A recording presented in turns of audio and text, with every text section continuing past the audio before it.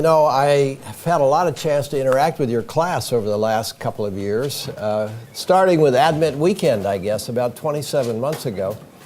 So we've had lots of interactions, large and small, but never anything quite like a last lecture. Come in, come in.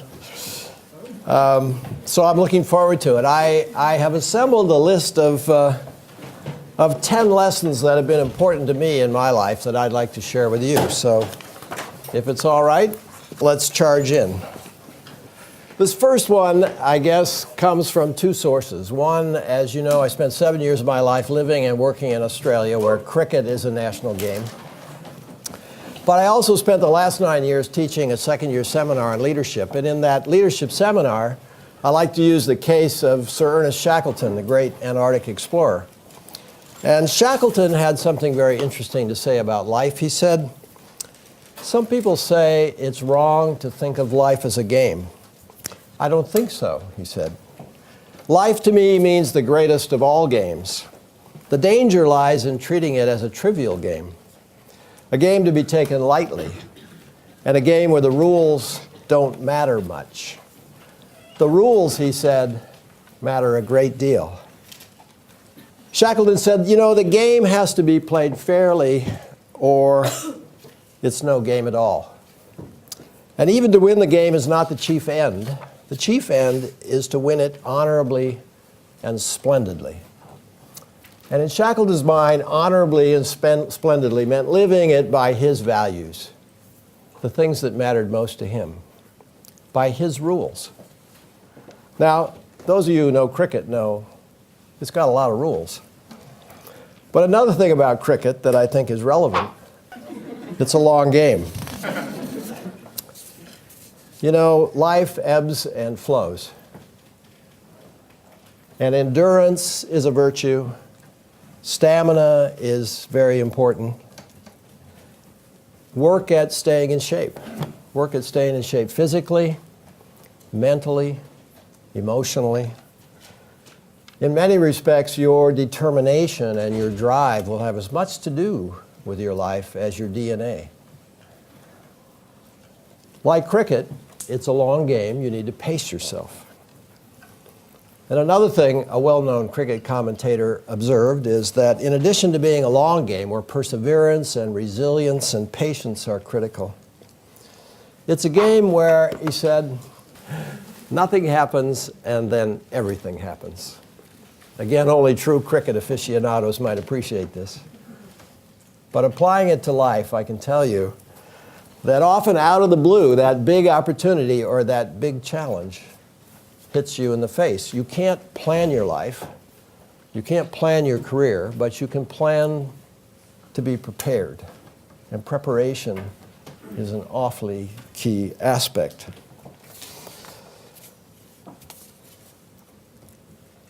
Number 9. Now, this is a lesson that I got over and over again from our CEO at Wells Fargo, Carl Reichert. He liked to say this. I don't think Carl necessarily believed the world was divided into good people and bad people. But we all grew up understanding that there were people with very bad behaviors. You know, and life is too short. You don't have to deal with people who are abusive, people who are dishonest, people who are unethical. You can just say no. In fact, you better just say no. You know, in banking, where you make loans every day, you take deposits every day, you accept investments, you have a lot of opportunities to say yes and no.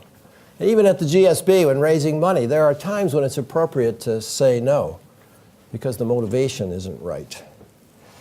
And I think this lesson, aside from saving you an awful lot of unpleasantness, can also save you because,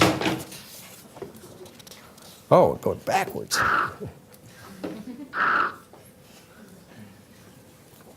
Because your reputation is everything. And you've got to guard it scrupulously.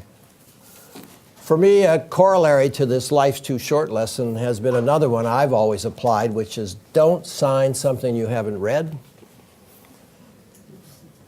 Don't sign something you don't understand or that you don't agree with. Life's too short. This is another Wells Fargoism. This is a slogan or a phrase that's still very much a part of the company today.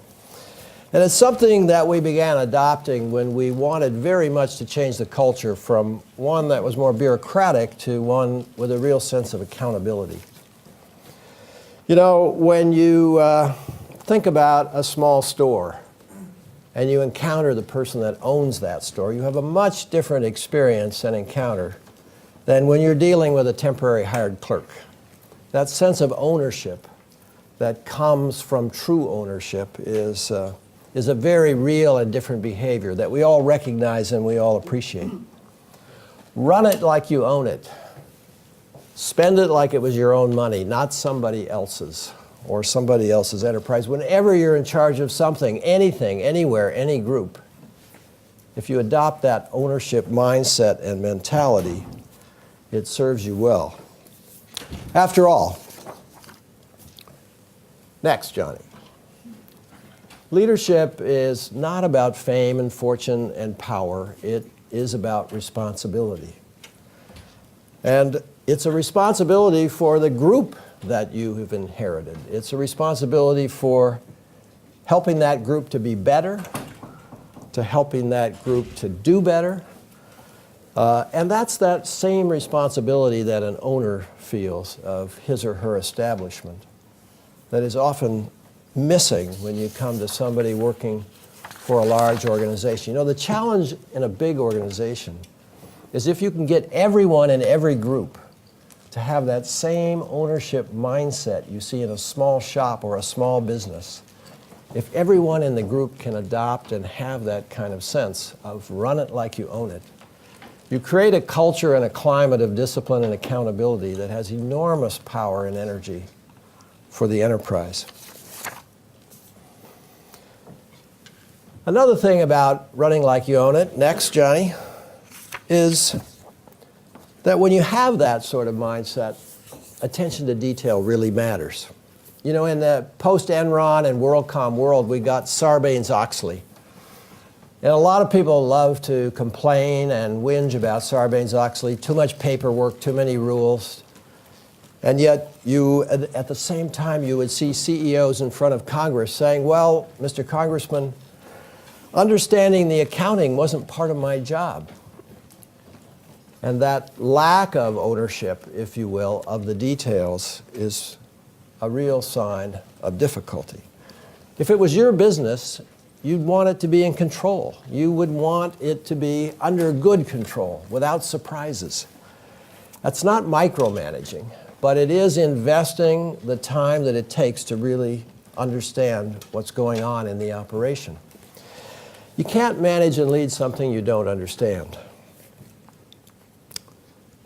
And a final point about ownership, next, Johnny, is that just like the owner of a small enterprise, when you have something that you own, people will watch what you do, they'll watch how you do it, much more than they'll listen to what you say. And in particular, they'll watch what you pay attention to, because leaders really do cast long shadows. So run it like you own it. Number 7. This one I think is particularly important for GSB graduates. I know it was for me in my career in life. You know, when you think about leadership and management, you often we think about leading a team, leading a group, and it's our group that we're responsible for, and you think you spend most of your time managing downward. Working with a team, building a lot of excitement and enthusiasm, building loyalty and commitment, and achieving whatever it is that that team's about to achieve. So we spend a lot of time managing down, and yes, there's an understanding that I should spend some of my time managing up. The boss needs to know what's going on, the board needs to be aware of what's going on, the regulators need to know what's going on, but we have an up and down mindset often. And yet we often forget, next, that wherever you find yourself, you're always part of some team. You need to manage these relationships with peers and other team members. You want to be part of a winning organization. That means you need the strongest team possible. That means other parts have to do just as well as your group if you're going to be successful. Even a CEO is part of a team called a board of directors. A dean of a school is part of a team, the executive cabinet of the university. And another way of viewing this, I think, is on the next slide. You know, don't be so competitive that you just stick to that narrow job description of your own job. Wherever you are, think about your unit, yes, but the entire company. And if you're in charge of the entire company, think about your industry. And if you're an industry leader, think about your country or your world in terms of the way your mind operates and works. Don't forget to manage sideways. It's a big world out there. Number 6. I'm sure the number one reason that leaders fail is because of hubris. They take themselves too seriously, as I would put here. In other words, they stop listening, they stop learning, they start believing in their own unique importance. They forget that an awful lot of success has to do with luck and timing, the work of others. You leave here, I know, with great confidence, and you should have great confidence. Given who you are and all that you've done and what you know as you leave here, you should have self-confidence. But there's always a fine line between confidence and arrogance. And on the next slide, you know, don't let yourself cross that line. Leadership is about earning followers.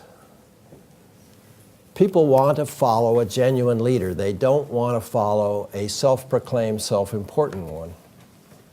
That's not who you want to follow, and that's not who you want to be when you're interested in motivating and attracting other people to your cause.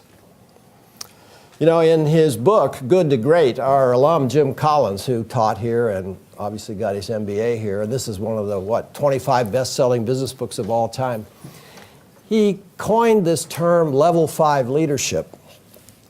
And in Jim's concept of level 5 leadership,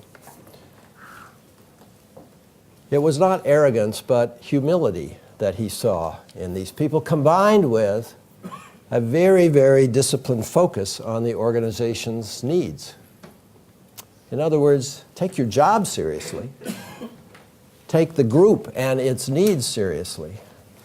Just don't take yourself that seriously when it comes to attributing what's making all this happen.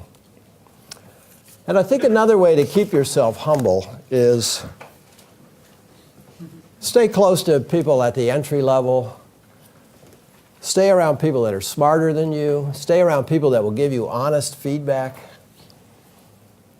Feedback is one of life's great gifts. Feedback man, you know, was right. That's absolutely when you're lucky enough to get honest feedback, treat it as what it is, one of life's great gifts.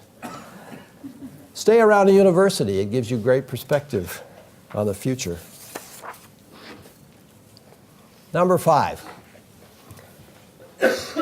I'm not sure who actually came up with this saying. You find it a lot if you look on the web and Google it. I don't know who the original source was.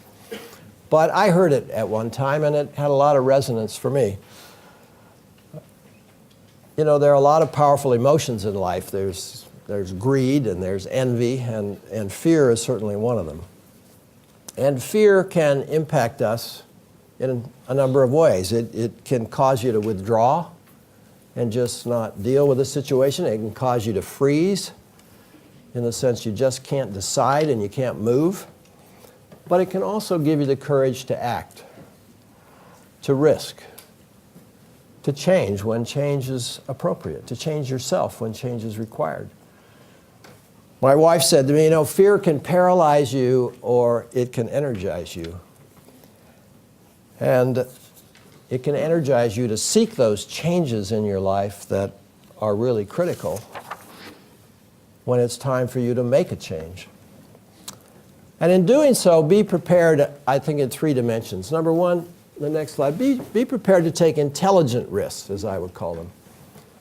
Here, use your powers of analysis. What am I afraid of? Why am I afraid? What's the worst case that can happen? Have I got it covered? There is an approach to problem solving and analysis that I would call intelligence and intelligent risk taking. And use that power of analysis to unlock some of the fear. But also be prepared to trust your instincts. How does it feel? In addition to what does my analysis show? And it's that combination, I think, of your analysis and your gut feeling that can give you the courage to act when action is called for. And finally, you don't have to be alone in all this. I remember when I went to the first parents' weekend at my daughter's undergraduate college, and the person up front speaking said to the parents as we were sitting out there, well, we're trying to get these young men and women to understand that asking for help is an act of independence. It's not a sign of weakness. And I thought, it was a wonderful sentiment. I heard that now almost 25 years ago. But it's so true, and yet it's so often not accepted or practiced. We see it as a sign of weakness. Linda Hill, in her studies of MBA graduates of the Harvard Business School, go off to their first-time jobs as managers or in managerial roles, which can be a real struggle. A lot of difficulty in terms of why am I having so much problem here? She said in fewer than half the cases, do people actually ask for help? Which is pretty amazing. You don't have to face these fears alone. You can ask for help. It's not a sign of weakness. It is an act of independence. Number 4. I had a wonderful director at Westpac named Chris Stewart, and every time we seemed to confront the most difficult problems and challenges, the kind that led to sleep deprivation and caused your stomach to churn a bit, he would have a smile on his face and say, "This is such a character-building experience." I didn't necessarily find it all that amusing at the time, but I came to appreciate over and over again just how right he was. And in particular, when I've reviewed the literature and the research on adult learning, and you realize, adults learn most of what they learn through experience, and in particular, they learn the most, we learn the most, when we have to acquire a skill or develop a behavior that's necessary for us to accomplish something that's really important to us. That's when we learn the most. And that is almost always, without question, when you step outside your comfort zone.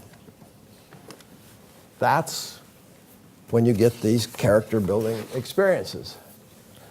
So don't stay in that zone too long. You've got to stretch yourself. Give yourself a cold call. You need these experiences. You'll learn the most from these experiences. They will do the most for you in life. And then when you have these experiences, the key is to learn from them. How often do we see two people have a pretty similar experience? And yet you can see a huge difference in the way people might react or learn from that experience. There is the experience, there's the feedback hopefully you might get, there's the listening you might do. In particular, there's the reflection on what was this experience trying to teach me. And then learning from that and integrating it into who you are and growing and really reinventing yourself, becoming a different person as a consequence of that experience. Learnings are not possessions like diplomas that you put in a drawer or frame on the wall. Learnings are things that you integrate into your life and who you are and change yourself because of what you've learned. I had a boss, a different boss at Wells Fargo, not Carl Reichardt, but another CEO, who said, I've got to leave you in this job long enough so that your mistakes bite you in the rear end. And again, like the character building experience of my director, I didn't necessarily get it until I started to have some mistakes that bit me right where he said. And in particular, I hired the wrong person in a very important role. Now, how do you learn to hire people? Usually by hiring the wrong person. That's the first thing. And having to live with that and work your way out of it so that you don't make the same mistake twice. So there is a certain resilience that comes from having to learn from experience. Number 3, this comes from my great friend and role model and somebody that was such an inspiration, John Gardner. John taught here at the business school. He taught at the Ed School. He passed away about 8 years ago. But one of America's great human beings. And John had a wonderful phrase. He said, leaders find the words. Leaders find the words. And he was talking about the fact that leadership is about earning followers. And you earn followers through honest communication. A communication that connects with people. And the only way you know if it's connecting is to try the words and to try different words. And it rarely works with that first set of words that you might try. And it could be the second or the third or beyond. It might be a story. It might be an analogy. It might be relating it to whatever connects with the audience. Leaders find the words. It's interesting, at the reunion here just a few weeks ago, one of the students that was in my seminar last year, he came up to me and said, we had to lay off 40% of the people where I work, and I kept thinking over and over again what you said in the seminar, leaders find the words. And he really worked. He said, I worked so hard at finding the right things to say. It's not a big speech. It's not about a big speech. It's often best to think of it as just an honest conversation. As someone once observed, in the next slide, after all, life is an endless series of conversations. It's so true. That's how you build relationships, is through conversation. And it's building relationships that is the essence of how you lead people and organizations. It is all about building relationships with the people. So if someone asks you to give a talk or asks you to teach, do it. You'll find the words, I know. Number 2. Use critical analytical thinking and the GSB learning throughout your life. It works. We had a former faculty member here who used to delight in saying to the classes as they left, he'd say, you're not as smart as you think you are, but you've learned a lot more here than you know. I'm on a board in Australia of a company, and we have a young general counsel there. A couple of years ago, she said to me, I've noticed that you always seem to have the right question that just gets right to the heart of the issue, just enough to cause the management team to squirm a little bit because they haven't nailed it down, but get to the issue and get us to solve a really difficult challenge. She said to me, how do you learn to do that? And I thought to myself, well, I think it starts at the GSB. That's where it started. That's where I learned to think very clearly about, well, what's the problem? Why is it a problem? What are the alternative solutions to the problem? How are we going to go about evaluating those alternatives and get to a decision that seems to make sense? It's a real skill, a real learning, and then to take that learning and translate that into a skill that you develop through practice. Lots and lots of reviews, listening to a lot of people, beginning to recognize patterns when you pose a question, and you really can develop the art of asking great questions. Ron Heifetz, who's a leadership scholar at the Kennedy School, had a marvelous phrase that I think is really, really great. He said, you know, one can lead with no more than a question in hand. And it is often so true that asking that penetrating question that you learn to get a start on here is a real beginning in leadership. Number one, I'd like to talk with you in this last point about personal renewal. You know, John Gardner, who said leaders find the words, was passionate about leadership, but his other passion was about something he called personal renewal. And particularly later in his life, after he was about 70, he was quite interested. He wrote some of the most interesting things, I think, some of the most insightful about personal renewal. And what John observed was, he said, you know, I'm puzzled why some men and women go to seed and others remain vital all throughout their lives. He said, I'm not talking about a failure to get to the top in some achievement. He said, that's not the point anyway. He agreed with Shackleton on this. That's not the point. But he said, I'm talking about people who, for whatever reason, stop learning and growing, and they're operating far below the level of their potential. It is, John said, as if their clock stopped. Now, he observed, you know, most people enjoy learning and growing, and to do that, it's critical, it's very important to make a periodic self-assessment. How am I doing in the learning and growing department? It starts with that awareness. Awareness is a key because if you're going to make a change, if you're going to fix the course you're on to a better course, if you're going to get that clock that maybe is slowing down rewound, you have to start with that assessment. How am I doing in the learning and growing department? And I hope you'll do that periodically throughout your life. But I also hope when you engage in such assessment that you won't be too hard on yourself. That's something John cautioned. Don't be too hard on yourself. He said, someone once observed that life is the art of drawing without an eraser. He said, it's good to look back for lessons learned, but look forward for optimism, for change, for confidence.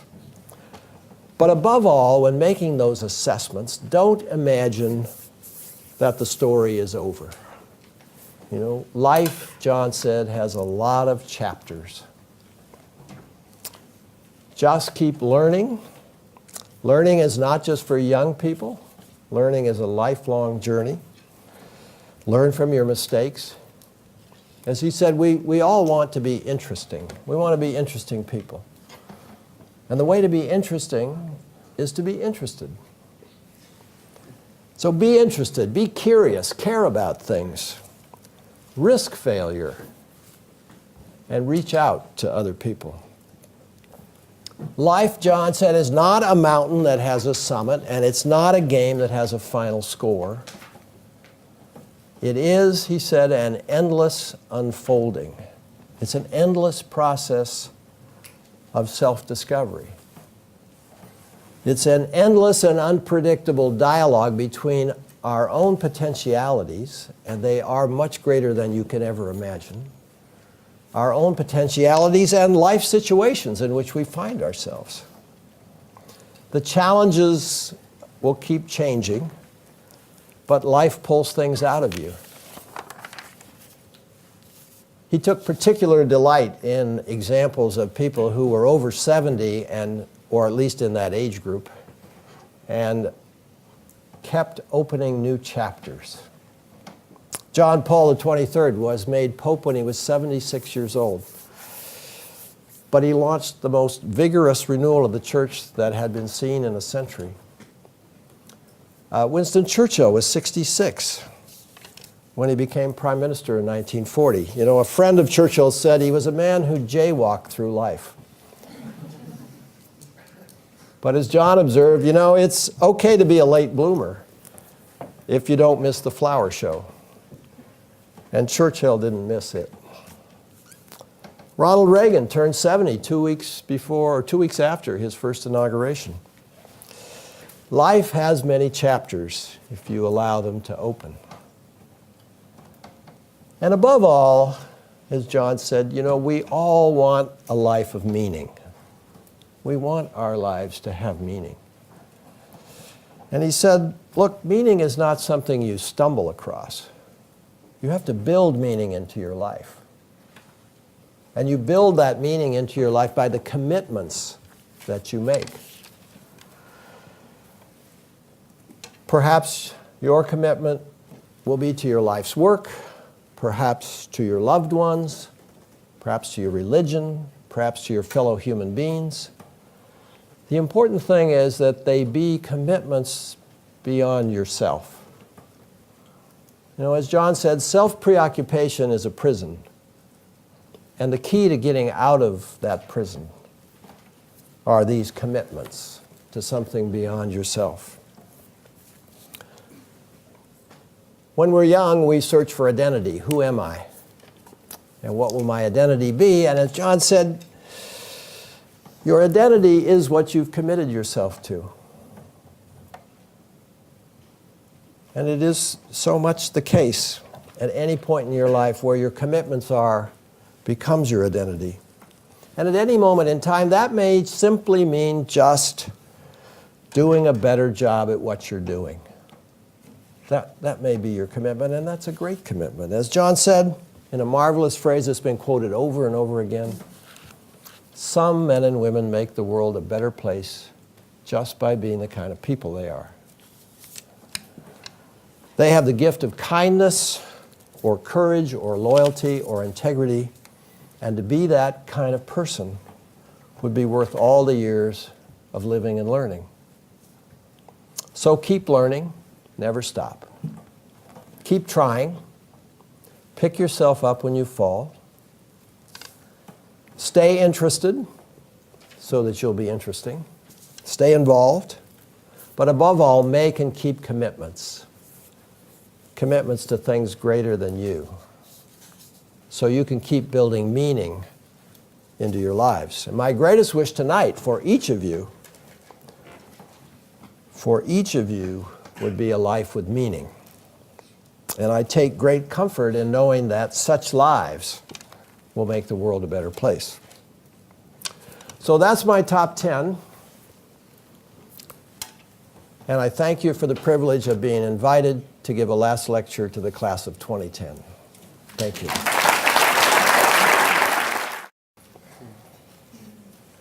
Yeah. Could you talk a little bit about the character building experience? I know recently we have the financial crisis and we have the budget. We have to make a really tough decision. I know a lot of people said that you actually handled that really well. And maybe walk through defining the problem, alternatives, and trying to...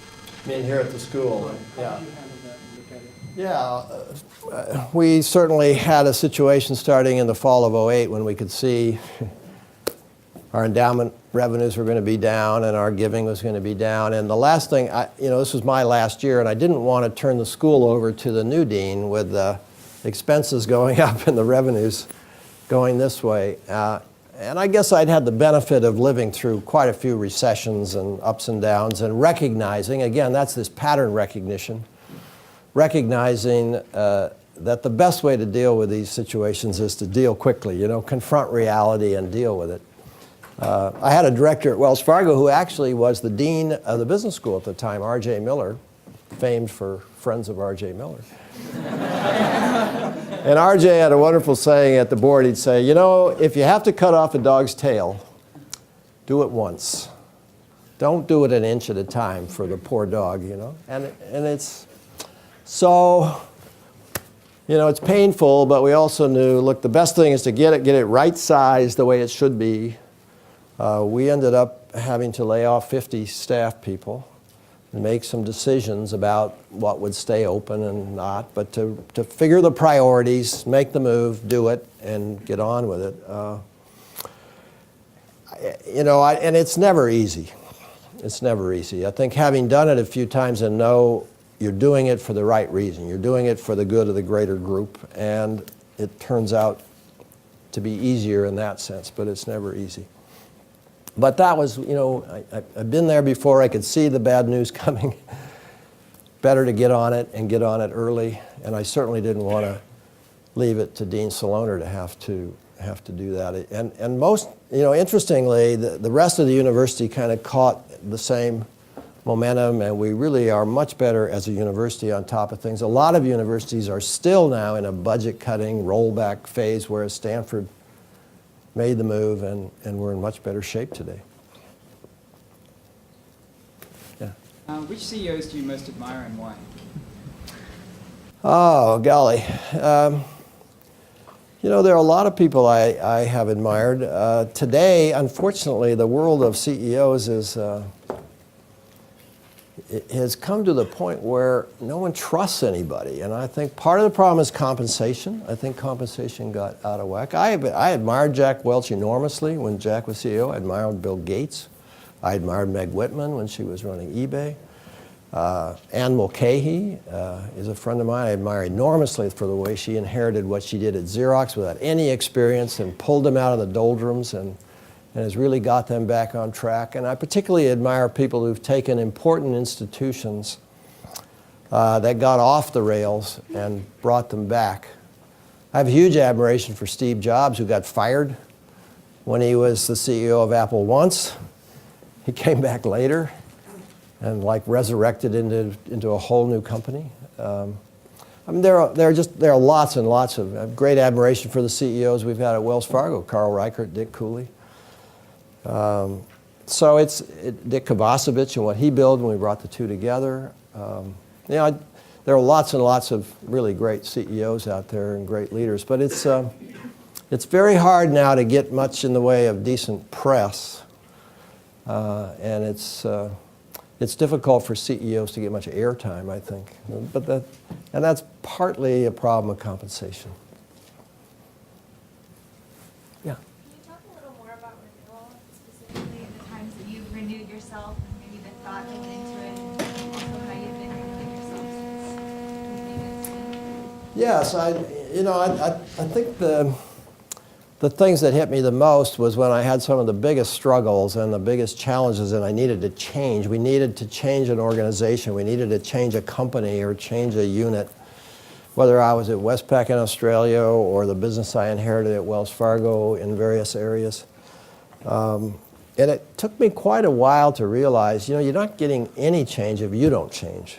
I think that's the single biggest learning that I didn't have at business school, but I got later. You have to model the changes you want other people to implement. If you want more customer orientation, if you want more attention to detail, if you want more discipline around finance, whatever it is that's really critical to make the organization successful, you have to be willing to change yourself. And oftentimes people aren't. They'll bring in a consultant. They'll run a training program, and they'll have other people do the training. And I kind of learned the hard way that you have to do it yourself. You have to lead the training. If you want to run a program for all your senior management, you better lead the first class and show what you're willing to do yourself, and therefore what you want other people, what you expect from other people. So I guess I went through that. The hardest for me, I was in 1981. I had a group at Wells Fargo that I inherited, and I got, I needed change, and I gave some orders, something. And 6 people emailed me that they were quitting, and they quit. They went to a competitor to form a competing firm. So that was a character building experience. Suddenly everyone was gone, and I was able to recruit a person very successfully, but he said, look, you've got to go out there and apologize to all our clients. And that was hard for me. I thought, well, I didn't do anything wrong. I was trying to get this thing right. That's the way they see it. And I think that was part of a reinvention, was to be able to say, oh, you know, he's right. I could have done it better. And I think that's one of the things about, you know, I'm not talking about being a different person. You know, you have to be yourself. But as we talk about in class, you can be yourself with more skill. And that's what reinvention is about, is getting more skillful at being yourself.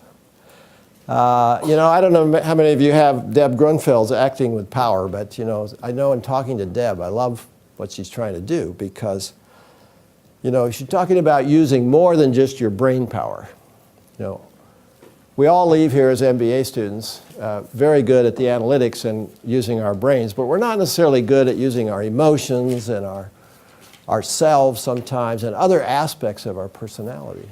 And in particular, just yourself as an actor. A lot of people would say, and she says, oh, I can't do that, that's not me. And the question, well, how do you know? If you've never tried that part of you, often you've only exercised about this much of who you might be. And I think willing to take those risks, I've really came to see, particularly in leadership, there's an awful lot, as John Gardner said, you know, leadership is an art. It's a performing art. And you're the instrument. And you've got to use every bit of that instrument that you can, you know. And that doesn't just include your analytical brain power. So there's an awful lot of that I learned along the way, and I'm still learning. You know, I think particularly the power of symbolism and the power of what you might call almost what an actor, you know, you think of an actor getting into character, he's trying to connect with the audience in an emotional way as well as an intellectual way. And I think that's something that I tried to develop over the last 10 or 15 years of my career. Yeah. What do you currently don't have time for that you would like to? What do I currently don't have time for that I'd like to have time for? You know, I should be spending more time with my wife. But I'm spending time now with my family and my grandkids, and I'm spending time doing some things I really enjoy doing. I'm back in banking again. I'm working with Citigroup quite a bit. I'm working with Bechtel, and I'm doing a little teaching. And that's kind of what I'd like to do. I'd like to work with a couple of companies I admire and would like to help, in one case, get back on track, in another case, just a great company. And I like to spend some more time teaching and stretching myself in that dimension. Yeah. You've seen a lot of classes leave the GSB, and I'm wondering if you can comment on what mistake you see them make commonly out of the gates and how we might avoid making the same mistake. What mistake do I see people making out of the gates? Well, I don't know that all I can tell you is what I hear, you know, and feedback from alums and feedback from recruiters. I think by and large, our students do a tremendous job, and they get started out of the gate very good. If there's one mistake they make out of the gate, it's relying so much on the analytics and on the intellectual and less on the teamwork or the peer relations. I think just the interpersonal skills, the people management, but I think our students do that better than any other group of MBAs in the world, you know. So they've all had touchy-feely, right? So,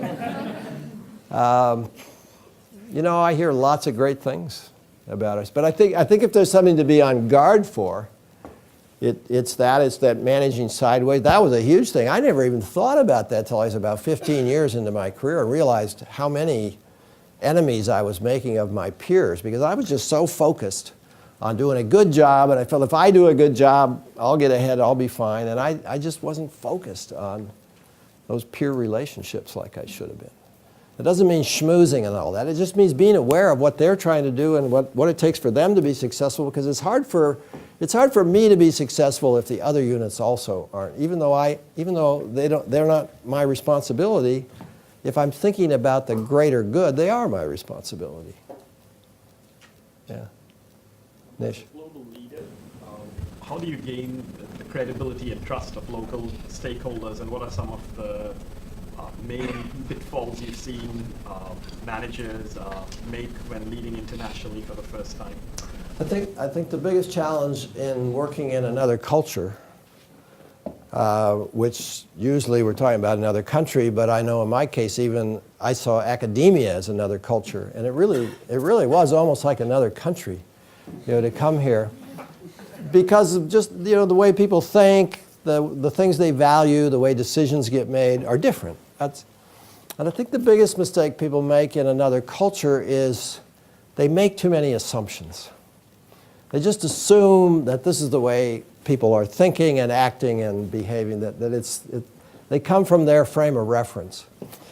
Years ago, the first time I was involved in Japan, for example, it was very easy to make a mistake that the good English speakers were the bright ones, because those were the ones you could connect with and communicate with. And we often put the good English speaker in a job when they really weren't the best for that job. And that's a kind of assumption that you make that's really flawed. And so you make the assumption that because someone's quiet, they haven't got anything to offer. But in fact, they have a lot to offer. You've got to find a way to bring them out. So I think the biggest mistakes are not taking the time to understand the culture. You never fully understand it. Those of you know that. You never fully understand it, but you need to spend a huge amount of time listening. So probably a mistake out of the box is too much talking and not enough listening, particularly if you find yourself in another culture. I think that's the biggest challenge. And you never can learn.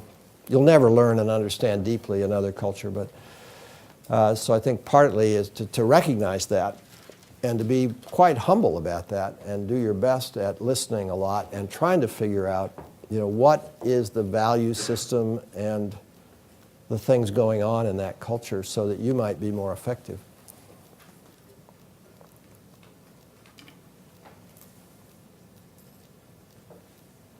Anything else? Casey?